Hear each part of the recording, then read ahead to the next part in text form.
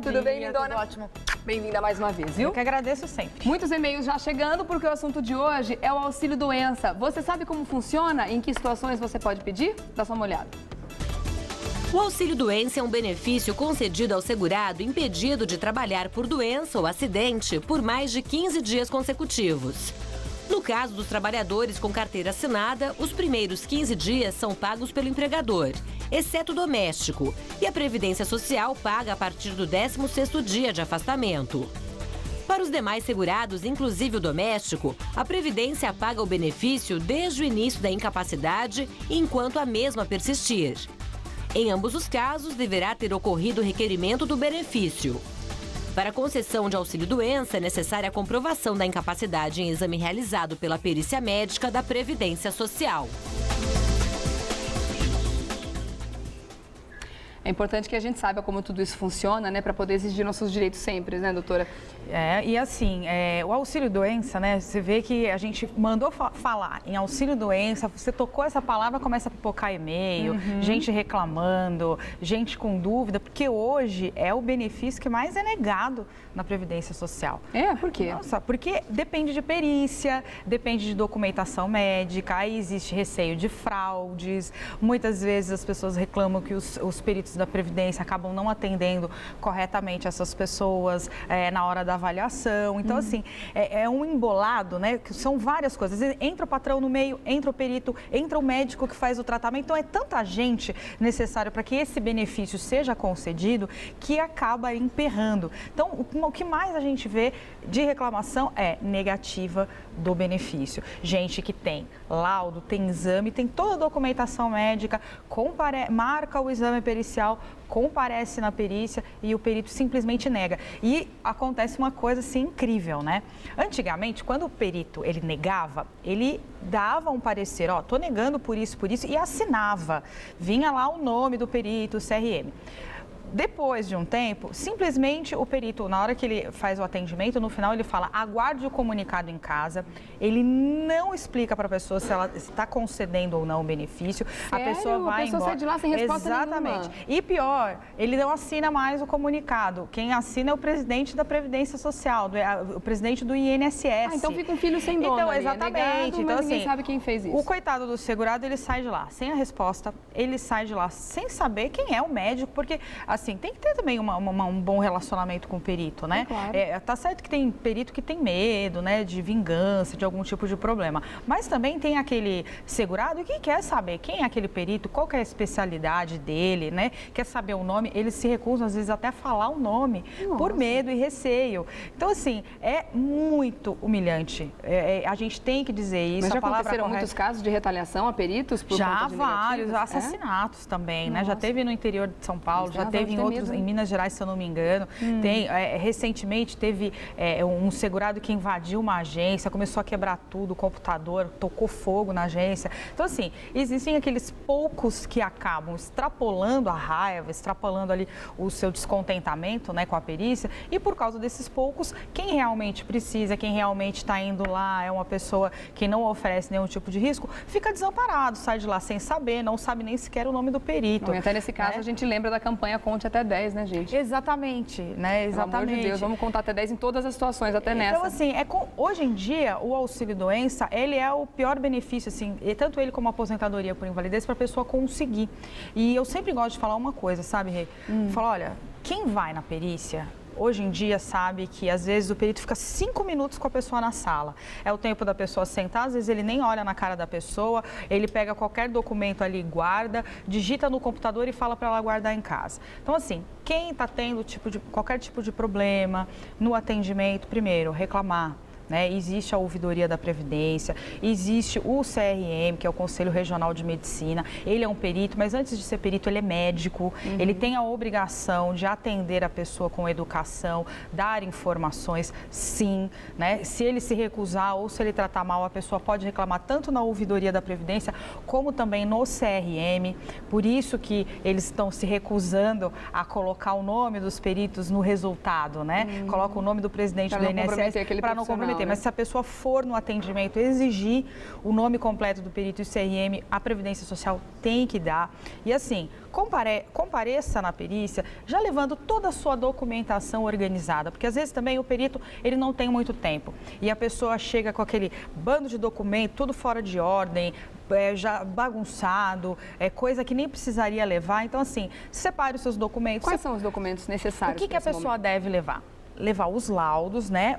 Todos os atestados que a pessoa, quando passa no médico, o médico sempre emite um laudo ou um atestado dizendo que ela está incapacitada, que ela não pode trabalhar, qual que é a doença que essa pessoa tem, se está sendo feito o tratamento, se ela está tomando medicação, levar esses laudos. Além disso, fez exame para comprovar que tem a doença, às vezes você tem uma doença ortopédica, você levou ali chapas, radiografias e tudo mais, leva isso. E também é muito importante, se você está usando medicação, levar a receita ou perder, ou a receita que fica retida, leva os remédios, coloca numa sacolinha, leva para mostrar para o perito que você realmente está tentando se tratar, né? Porque tem muita gente também que às vezes só pega o laudo, chega lá com o laudo, não demonstra que está fazendo o tratamento, não demonstra boa vontade em querer se curar e o perito acha que a pessoa está fazendo corpo mole e acaba dando alta. Então é importante levar essa documentação organizada, porque o perito já não tem muito tempo. Isso também é uma reivindicação antiga deles, né? Que eles precisariam ter mais tempo para fazer uma perícia mais detalhada, um exame realmente mais detalhado dessa pessoa. Então, quanto mais a pessoa ajudar, levando o material já organizado, a documentação correta, fica mais fácil. Tem muitas pessoas aqui confundindo um pouco e estão surgindo dúvidas com relação à aposentadoria por invalidez. É interessante a gente fazer essa diferença. A gente está falando aqui sobre auxílio-doença. Quando que o auxílio-doença pode virar uma aposentadoria por invalidez? Até porque o Damião, o Daniel estão fazendo a mesma pergunta. Eles querem saber se uma pessoa soropositiva pode se aposentar por invalidez. Sim. O que acontece? O auxílio-doença, ele é um benefício transitório. Ele é um benefício, assim, quando a pessoa tem uma doença, né? Essa doença é temporária, ela tem ali perspectiva da pessoa melhorar, então ela fica em auxílio-doença durante o período que ela está incapacitada e ela está fazendo o tratamento. A partir do momento que essa doença consolida, ou para o bem ou para o mal, exemplo, consolidou e a pessoa realmente, aquele estágio que ela está, dali para pior, ela não vai melhorar, aí é concedida a aposentadoria por invalidez. Ou a pessoa concluiu todo o tratamento, melhorou, né, sarou, se recuperou, aí ela volta ao mercado de trabalho. Então, o auxílio-doença é para um benefício temporário. Para a pessoa chegar numa aposentadoria por invalidez, ela tem que ter ali um diagnóstico de que não há melhora, só piora da doença. O soro positivo, hoje o portador do vírus HIV, com toda a tecnologia que a gente tem, o avanço da medicina, hoje em dia é muito mais difícil uma pessoa portadora do vírus HIV se aposentar. Por quê? Porque é uma doença que está sendo bem controlada com medicamentos.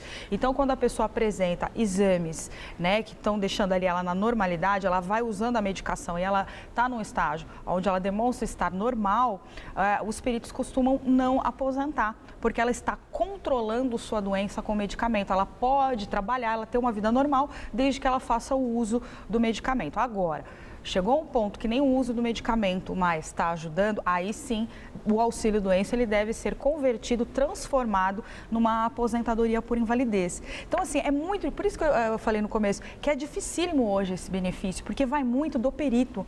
É o perito que vai determinar se aquela pessoa aposenta ou não. Às vezes o julgamento de um perito não é o mesmo do outro, às vezes um é muito mais rigoroso que o outro, né? Às vezes um perito ele olha não só o aspecto da doença, mas também o aspecto social, a idade da pessoa, né? Quanto tempo, será que aquela pessoa vai conseguir, por causa do preconceito, retornar ao mercado de trabalho ou não? Então, assim, na verdade, esses benefícios, eles deveriam ser olhados não só do âmbito da doença, mas também do âmbito social, né? Se aquela pessoa... que a pessoa está inserida. Exatamente. Então, assim, é muito importante ter uma análise. E lembrando sempre, gente, o perito, ele dá a palavra dele, que para a Previdência é a palavra final, mas a gente ainda tem nossa justiça, graças a Deus, né? A gente não depende só da Previdência Social. E em muitos casos, quando o perito nega o benefício, tanto de auxílio-doença como da aposentadoria por invalidez, a pessoa pode ainda entrar na justiça. E por que é importantíssimo entrar na justiça para pedir o auxílio-doença ou a aposentadoria por invalidez?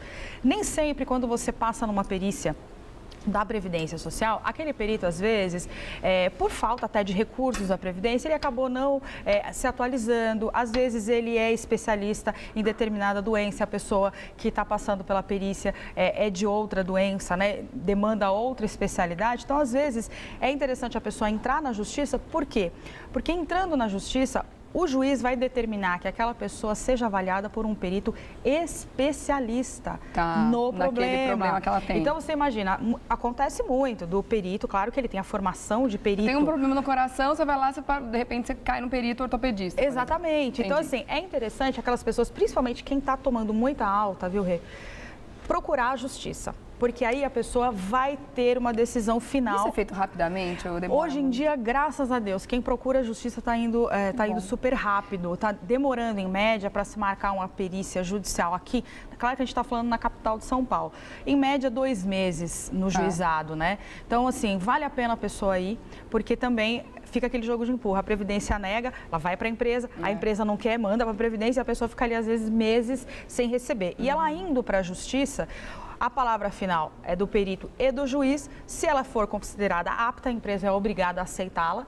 E se ela for considerada inapta, a Previdência é obrigada a pagar o benefício. Então, é muito importante, quem está ali tendo muita alta ou acha que deve ser aposentado por invalidez, já procurar a Justiça para tirar essa dúvida de vez. Pode acontecer também da pessoa melhorar daquele problema, mas não ficar apta a voltar àquela função que ela exercia antes. Sim. Nesse caso, a empresa tem que dar um encaminhamento diferente para essa pessoa? A pessoa tem que ser readaptada. Por exemplo, ela tem um problema ortopédico, ela era uma digitadora, não pode ficar mais digitando, mas ela pode, por exemplo, ser recolocada em outra função, por exemplo, portaria, trabalhar como telefonista, alguma coisa dentro da empresa, ela tem que ser readaptada. Então, isso também é muito importante. E esse trabalho de readaptação não é só da empresa, a Previdência vai fazer todo um trabalho, tem que fazer todo um trabalho, né, com psicólogos, com médicos, com assistente social, dando suporte para esse trabalhador, para que ele possa ser recolocado em outra função ou retornar até para outra empresa, né? Ser encaminhado para o mercado de trabalho, caso muitas vezes tem gente que procura o auxílio-doença estando desempregado. Então, é muito interessante isso também, a pessoa fazer a readaptação profissional, porque a pessoa vai, às vezes, fazer cursos, às vezes é encaminhado para alguns cursos, isso tudo custeado pela Previdência. Então, a pessoa tem que saber seus direitos para poder cobrar também, né? Eu vou dar um recadinho rápido ali, mas na volta eu vou pedir para você responder a pergunta da Eunice, que pode ser dúvida de muitas pessoas também. Eunice Moraes pergunta o seguinte: ela sofreu um acidente de trabalho com 45 dias trabalhados. Ela caiu dentro da empresa e quebrou a perna. A empresa encaminhou para o INSS com o auxílio-doença. Ela quer saber que, se quando ela voltar, quantos dias ela tem de estabilidade, se existe isso. Tá bom? Tá bom. Até já. Vem comigo porque